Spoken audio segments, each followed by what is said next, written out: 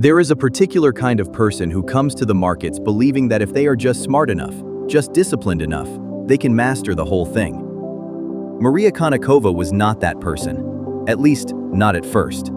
She came to poker knowing nothing. She didn't know the rules. What she had instead was a question, and it turned out to be the only question that mattered. In a game ruled partly by chance and partly by skill, where does one end and the other begin? She had been having a run of bad luck, real bad luck, the kind that has nothing to do with you and everything to do with the world. And she wanted to understand it, not to escape it, but to learn how to act well inside it. So she found a teacher, a legend of the game named Eric Seidel, and she set herself a year to go from a person who didn't know the rules to a person who could sit at the World Series of Poker.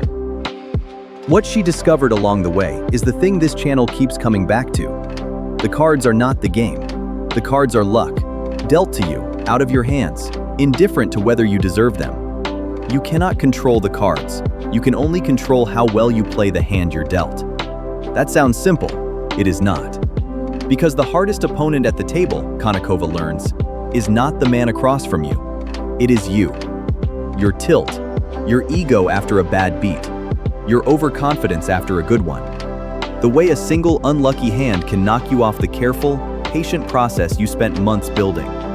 The book is, in the end, less about how to read other people, though it teaches that too, and more about how to read yourself, and how to stop yourself from being the leak that drains your own stack. There is a lesson here for anyone who has ever sat in front of a screen, watching a position go against them. The market, like the deck, does not care. It deals what it deals. The frenzy you feel, the urge to chase, to claw it back, to make the bold move that proves you were right. That frenzy is not information. It is the thing to be managed. Konnikova's whole education is learning to separate the quality of a decision from the quality of its outcome. A good decision and a good result are not the same thing. And if you confuse them, luck will teach you exactly the wrong lesson. This is what separates the people who last from the people who flare and fade. The ones who last learn to sit with uncertainty without needing to resolve it through recklessness. They learn that folding is not weakness, that the discipline to do nothing, to wait for a better spot, is itself the edge. They learn that paying attention, really paying attention, to the table and to themselves is the whole craft. The title is The Biggest Bluff, and by the end, you understand the double meaning. The biggest bluff is not the one you run on your opponent.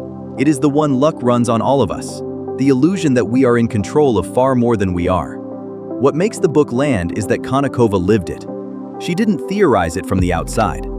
She sat down, lost, tilted, learned, and slowly became someone who could hold her nerve when the stakes were real. For the trader, the takeaway is quiet and uncomfortable and true. Master the cards all you like, the deck still rules half the game. The half that's left, your attention, your temperament, your willingness to make the right decision and accept a bad result.